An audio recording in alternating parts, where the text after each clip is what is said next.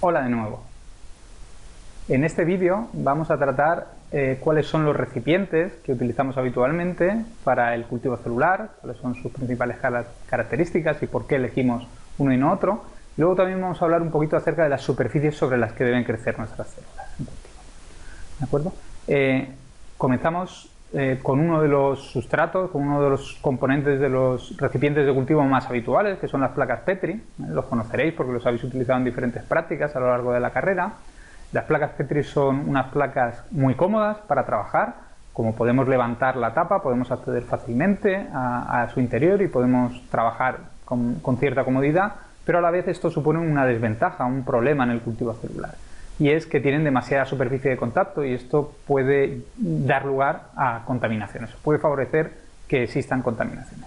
Por lo que tenéis que tener claro que las placas Petri habitualmente en el laboratorio de cultivos las utilizamos únicamente para cultivos muy cortos. ¿De acuerdo? Si tenemos que hacer un mantenimiento rutinario no es un buen recipiente para hacer el cultivo celular.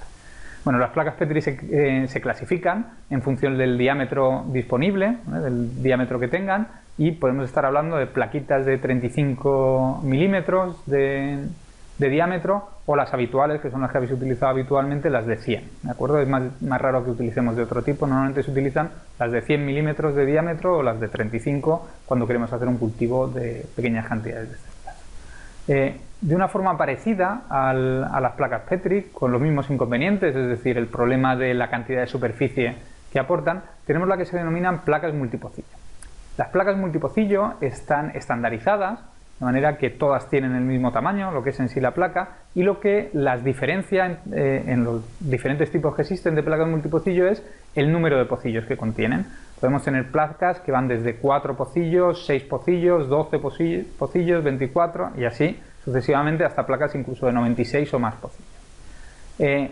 Lógicamente, a mayor número de pocillos, menor tamaño tendrán cada uno de estos. Pero sobre todo lo que caracteriza principalmente las placas multipocillo es que nos sirven para hacer comparativas. ¿De acuerdo? Si yo quiero mantener todas las condiciones del cultivo estándar iguales para todos los tratamientos y solo cambio, por poner un ejemplo, la composición del medio, son las placas ideales. ¿Por qué? Pues porque siempre van a mantener en conjunto la misma temperatura, con las mismas condiciones de aireación, de oxigenación, y eso me va a permitir, cambiando solo la composición del medio o añadiéndole algún componente, hacer una comparativa entre las células y ver el crecimiento, ¿no? Estas placas multipocillo también nos sirven a la hora de seleccionar un clon. Es decir, podemos hacer diluciones hasta que la probabilidad de que haya una o ninguna célula sea muy alta en un solo pocillo. Si yo consigo obtener una única célula y hago que esa célula comience a dividirse y comience a crecer, puedo obtener un clon. A partir de esa única célula puedo tener todo un conjunto de células que son copias de ella, ¿de acuerdo? Y es el recipiente de elección también para este tipo de técnicas. Lo que es más habitual, con lo que vais a estar más familiarizados y lo que vais a utilizar en práctica, son los flash de cultivo o los frascos de cultivo, que son estas botellitas que veis aquí, ¿vale?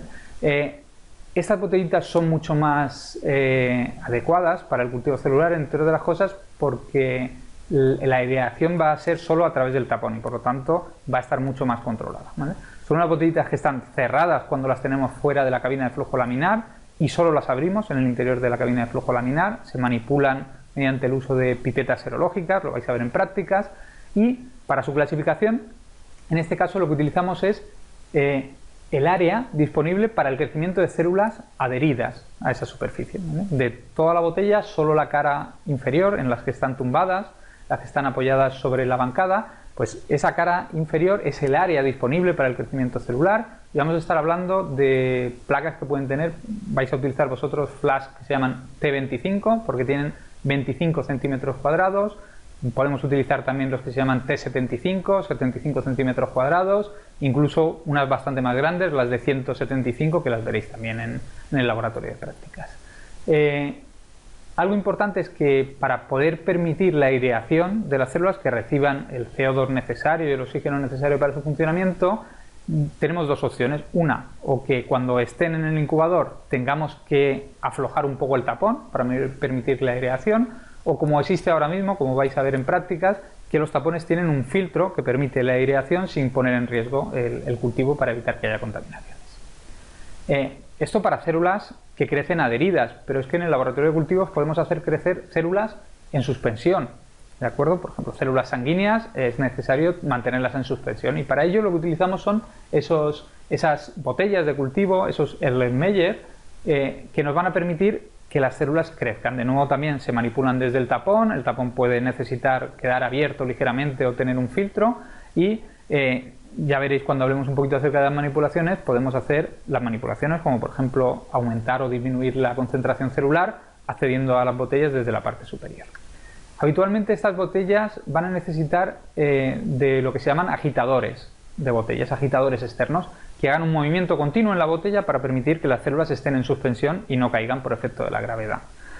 Otra opción, en ese caso, es utilizar estos flasks que veis aquí, que se llaman frascos de agitación, que son los stirrer o spinner flask, que son unas botellitas que tienen en su interior una especie de espátula que se puede mover por ella misma mediante un motorcito o mediante un sistema magnético en la parte inferior, un imán que va girando y que va haciendo que esa botellita mantenga un movimiento continuo del medio, ¿vale? Estas van a ser más importantes cuando tengamos células que no deben caer, que deben estar continuamente en suspensión.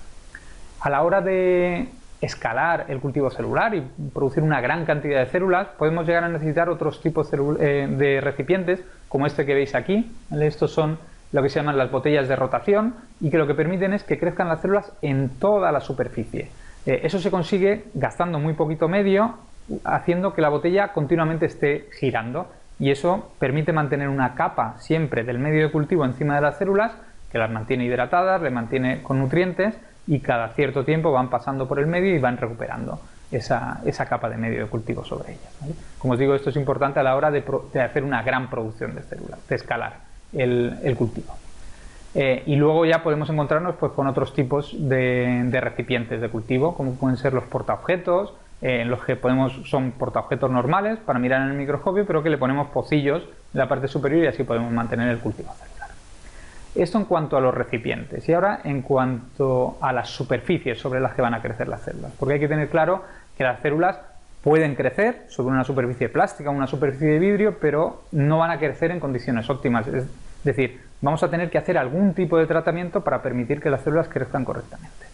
Permitidme simplemente que os explique esta diapositiva, porque esta diapositiva muestra dónde estamos y hacia dónde queremos ir en el cultivo celular. En dos sentidos. Uno en lo de las superficies, como os voy a contar en este tema, y luego también en relación a los medios de cultivo, que es algo que veremos en el siguiente tema. Bueno, en cuanto a los medios de cultivo, ahora mismo estamos con unos medios de composición indefinida, es decir, necesitamos muchos componentes y los aportamos al medio de cultivo mediante una cosa que se llama el suero, que es algo de lo que no sabemos su composición exacta. Sabemos que tiene todo lo que necesitan las células, pero no conocemos su composición exacta. Pues cada vez más estamos girando, estamos cambiando hacia medios de cultivo que sean totalmente definidos, en los que nosotros sabemos qué le hemos añadido de cada uno de los componentes y en qué concentración lo tenemos, ¿de acuerdo?